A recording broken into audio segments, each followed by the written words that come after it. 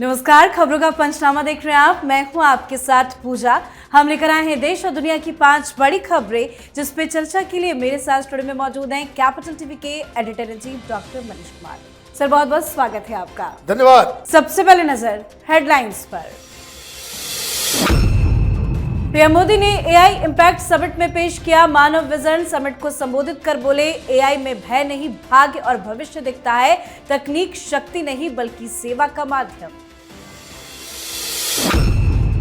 Freebies पर supreme court की सख्त टिप्पणी, कहा कई राज्य घाटे में फिर भी बांटे जा रहे मुफ्त की रेवड़ियां। मुफ्त सुविधाएं देश के विकास में रुकावट। मुफ्तखोरी पर जमकर भड़के सीजीआई सूर्यकांत। बिहार चुनाव में गड़बड़ी की शिकायतों पर पटना हाईकोर्ट का नोटिस। विधानसभा स्पीकर, सिंचाई मंत्री समेत 42 विधायकों से मांगा गया जवाब।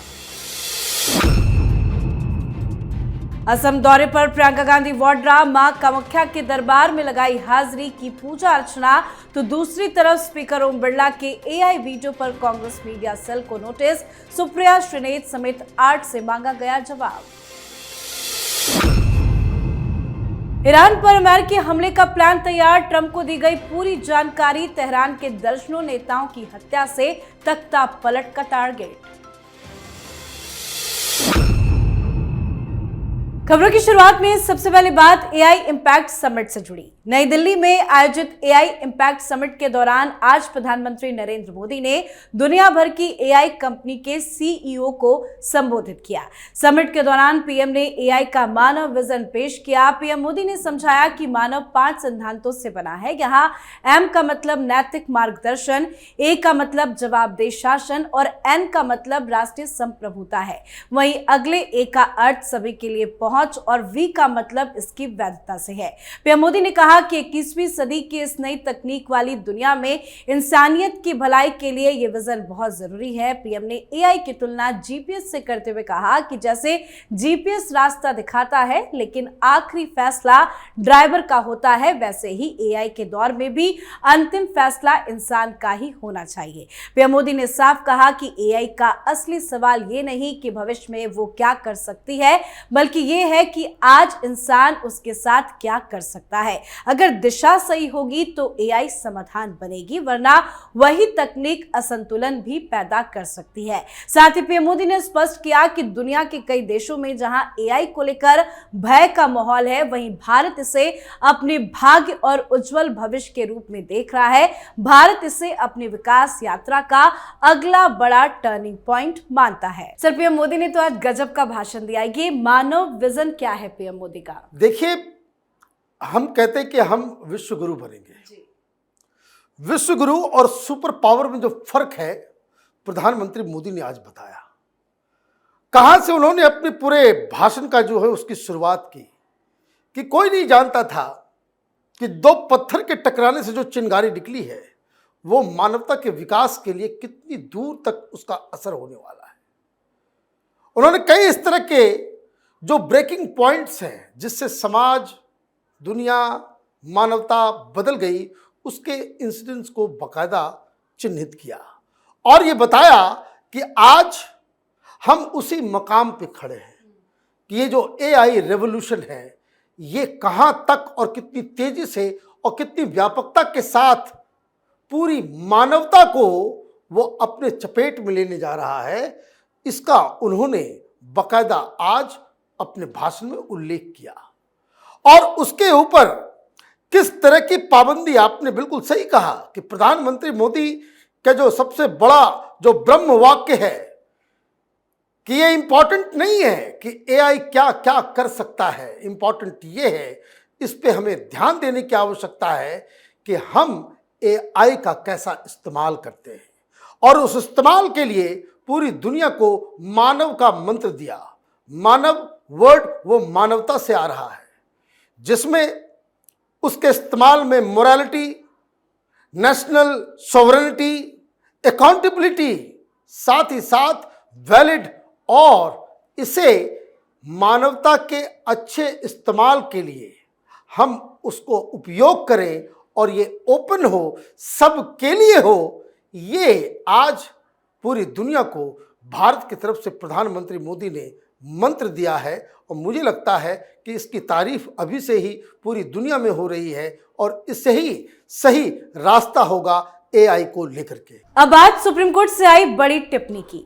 चुनाव जीतने के लिए राज्य सरकारों द्वारा मुफ्त में दी जाने वाली सुविधाओं की घोषणा करना आम बात हो गई है। मुफ्त सुविधाओं की चुनावी घोषणा ऐसे राज्यों में भी हो रही है जो खुद कर्ज के बोझ तले दबे हैं। अब मुफ्त सुविधाओं के वादों यानी कि फ्रीबीज पर सुप्रीम कोर्ट ने सख्त टिप्पणी की है। सुप्रीम कोर्ट ने कहा है कि सरकारों को सिर्फ मुफ्त चीजें बांटने के बजाय रोजगार पैदा करने पर ज्यादा ध्यान देना चाहिए।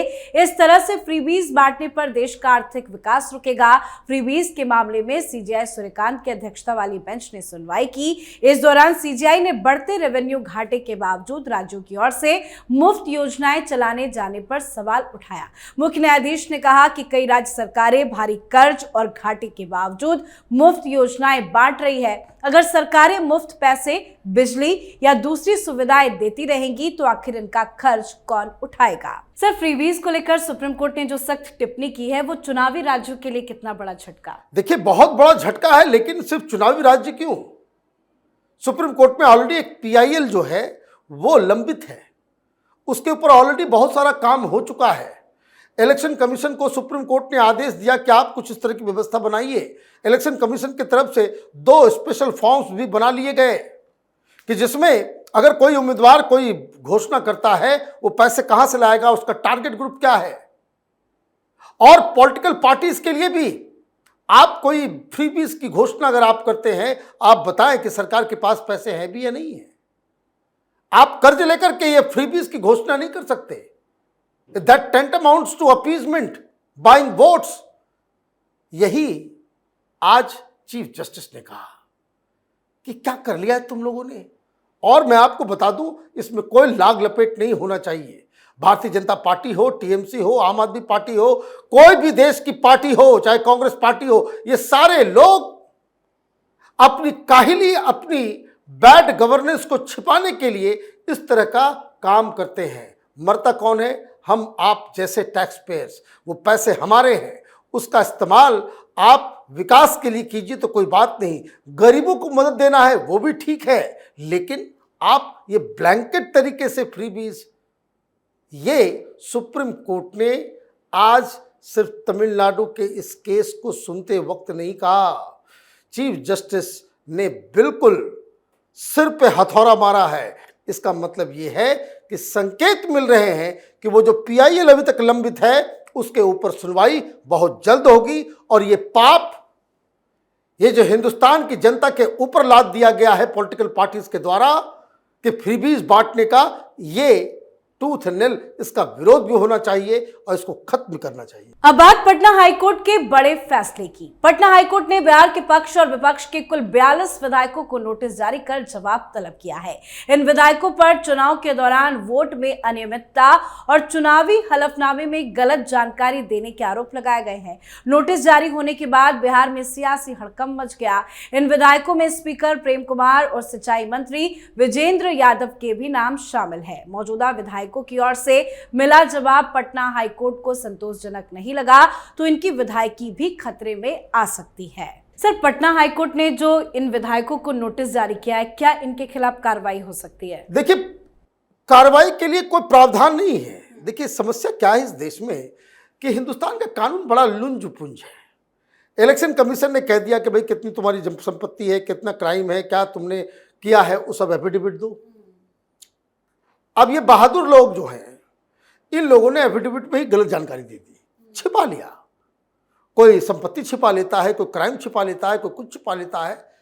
अब दिक्कत क्या है कि कानून तो है कि आपको बताना है, लेकिन अगर कोई इसका पालन नहीं करता है उसको क्या सजा है, ये क्लैरिटी से नहीं है। आप इस चीज को समझिए। तो पटना हाईकोर्ट ने तो बहुत बड़ा काम किया है। इन लोगों को बाकायदा, जो मुझे लगता है कि इस तरह की जो गलतियां नहीं, जानबूझ करके, ये देश चलाने वाले लोग हैं, कानून बनाने वाले लोग हैं, जनता के रिप्रेजेंटेटिव हैं, अगर वही इस तरह के कानून का पालन नहीं करते, सिंबॉलिक ही सही 3-4 दिन के लिए जेल भेजिए इन लोगों को, 3-4 सिंबॉलिक ही सही। क्योंकि ये प्रथा कि कानून इनके ऊपर लागू नहीं होता है, ये माइंडसेट से पॉलिटिकल क्लास को बाहर निकालने की ज़रूरत है। और इसमें हर पार्टी के लोग हैं, जो 42 महानुभाव हैं जिन्होंने छिपा ली अपनी जानकारी, इसमें सारे लोग हैं। तो ये एक एग्जाम्पलरी कुछ न कुछ एग्जाम्पल देना चाहिए, या फिर हाई कोर्ट को ऐसा आदेश देना चाहिए, इलेक्शन कमीशन को और सरकार को भी, कि आप इस तरह की गड़बड़ी करने वालों के लिए एक प्रॉपर क्लियर तरीके से कानून बता दीजिए कि अगर आपने छिपाया तो आपको ABCD ये जो है पनिशमेंट आपको मिलेगा। चलिए बढ़ते हैं आगे और बात कांग्रेस पार्टी की। प्रियंका गांधी वाड्रा आज असम दौरे पर पहुंची। उनका ये दौरा विधानसभा चुनाव की तैयारियों के मद्देनजर काफी अहम माना जा रहा है। इस दौरान उन्होंने कामाख्या देवी मंदिर पहुंचकर दर्शन किए, पर उनके दौरे के बीच ही कांग्रेस में बवाल मच गया है। तो दूसरी तरफ लोकसभा स्पीकर ओम बिरला के AI वीडियो विवाद ने अब कांग्रेस के पूरे डिजिटल तंत्र को कटघरे में खड़ा कर दिया। लोकसभा विशेषाधिकार विभाग ने कांग्रेस मीडिया सेल को नोटिस जारी किया है। कांग्रेस सोशल मीडिया और डिजिटल प्लेटफॉर्म की चेयरपर्सन सुप्रिया श्रीनेत और AICC के 8 अन्य पदाधिकारियों के खिलाफ विशेषाधिकार हनन और सदन की अवमानना का नोटिस जारी किया गया। नोटिस में 3 दिनों के अंदर सभी नेताओं को अपना जवाब देने का निर्देश दिया गया, अन्यथा सदन की अवमानना और विशेषाधिकार उल्लंघन के मामले में कार्रवाई करने की बात कही गई है। सर, प्रियंका वाड्रा कामाख्या मंदिर घूम रही है, क्या कोई फायदा होगा? साथ ही ओम बिरला के AI वीडियो फेक जो वीडियो बनाया गया था उस पर नोटिस भी जारी हो गया है। देखिए, प्रियंका वाड्रा कामाख्या जाए बड़ी अच्छी बात है, लेकिन उनको बताना चाहिए कि क्या हिंदू धर्म को अभी भी वो मानती है, नहीं मानती। ये चुनावी हिंदू होना ठीक नहीं है। क्या आपने हिंदू संस्कार अपने बच्चे को दिए या नहीं दिए, ये सारे सवाल हैं। ये चुनाव के समय जाकर के मंदिर मंदिर घूम लेना और उसके बाद मालूम चलता है कि पूरा परिवार जो है वो अलग धर्म को फॉलो करने वाले लोग हैं, तो ये तो बेईमानी है, पहली चीज़ ये। दूसरी चीज़, सब कुछ लुटा के होश में आए तो क्या हुआ, सब कुछ तो बर्बाद हो गया वहाँ। अब वहाँ आपका जो मुख्यमंत्री का चेहरा है वो पाकिस्तानी एजेंट साबित हो गया, उनके पास जवाब नहीं है, इधर उधर की बातें आप कर रहे हो। दूसरी चीज़, आपकी पार्टी खंड खंड विखंड हो गई है। जो सबसे बड़ा आपका लीडर था, जो बोरा समाज का 5-6% वोट लेकर के आता था, वो तो बीजेपी में जा रहा है कल, तो वो बीजेपी में शामिल हो जाएंगे और प्रियंका वाड्रा वहां जाकर के हारेंगी। मुझे तो कभी कभी लगता है कि राहुल गांधी जानबूझकर प्रियंका वाड्रा को उन राज्यों की कमान थमा देते हैं जहां कांग्रेस पार्टी हार जाती है। पहले यूपी का थमाया था, क्या हालत हुई थी यूपी में, और फिर अब यहाँ पे आप हारोगे। भाई वो केरल की सांसद है, केरल का इंचार्ज बना करके भेजते, जहां कांग्रेस पार्टी की जीतने की संभावना सबसे ज्यादा है। तो अगर वो जीत गई तो तगमा जो है लग जाएगा, शील्ड ले लेंगी, लोग बोले लेंगे भाई राहुल गांधी चुनाव हरवाता है, और प्रियंका वाड्रा जो है, तो वो तो चक्कर में मुझे लग रहा है कि राहुल गांधी ने जानबूझकर उन्हें उस जगह पे फंसा दिया है जहां कांग्रेस पार्टी का जीतना नामुमकिन है। अब बात आज की आखिरी खबर की। अमेरिका और ईरान के बीच में एक बार फिर तनाव की लपटें उठी है। इस बीच दावा किया जा रहा है कि अमेरिका ईरान पर हमला कर सकता है। हालांकि व्हाइट हाउस और पेंटागन की ओर से इस बात पर कोई बयान नहीं जारी किया गया, लेकिन बताया यह जा रहा है कि ईरान पर हमले के लिए अमेरिका पूरी तरह से तैयार है। अमेरिका की वॉल स्ट्रीट जर्नल की रिपोर्ट के हवाले से बताया गया कि ट्रंप को ईरान पर संभावित सैन्य कार्रवाई के विकल्पों पर विस्तृत ब्रीफिंग दी गई, जिसमें ईरान के परमाणु कार्यक्रम, बैलिस्टिक मिसाइल सुविधाओं पर हमले समेत शासन पर दबाव बढ़ाने के कई विकल्प शामिल है। सर, क्या अमेरिका ईरान पर अटैक करने जा रहा है? देखिए, चांसेस तो सबसे ज्यादा है, क्योंकि जिस तरीके से गतिविधियां चल रही है, और आज जो खबर आई है कि जो हवा के अंदर ही रिफ्यूलिंग करने वाले जहाज होते हैं, वो करीब 10-12 वो अमेरिका से पहले यूरोप की तरफ आए, यूरोप से फिर वो वेस्ट एशिया की तरफ आ रहे हैं। ये कब होता है?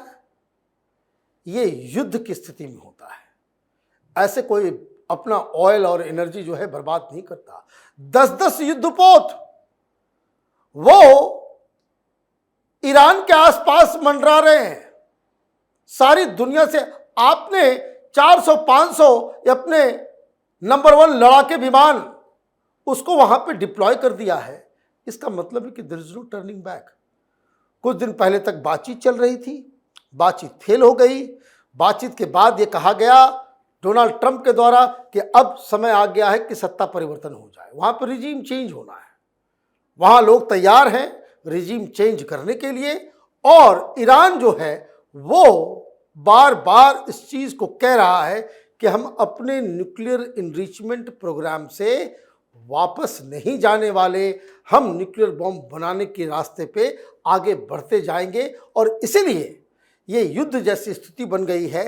और जो सिग्नल इजराइल से आ रहा है कि आज अचानक से जो उन लोगों की वॉर कमेटी है उसकी बैठक बुलाई गई, ये भी खबर आ रही है कि नेक्स्ट वीक वहाँ अमेरिकन विदेश मंत्री जो है रूबियो वो वहाँ पहुँचने वाले हैं। इसका मतलब जो सारे इंडिकेशंस हैं वो सारे इंडिकेशंस यही बता रहे हैं कि अगले 48 घंटे में ईरान के ऊपर हमला होने वाला है। बहुत बहुत धन्यवाद सर समझाने के लिए। धन्यवाद। तो खबरों का पंचनामा में आज के लिए फिलहाल इतना ही। देश विदेश की बाकी खबरों और उनके सटीक एनालिसिस के लिए देखते रहे कैपिटल टीवी। हमें लाइक कीजिए, शेयर कीजिए और कैपिटल टीवी को सब्सक्राइब कीजिए। नमस्कार।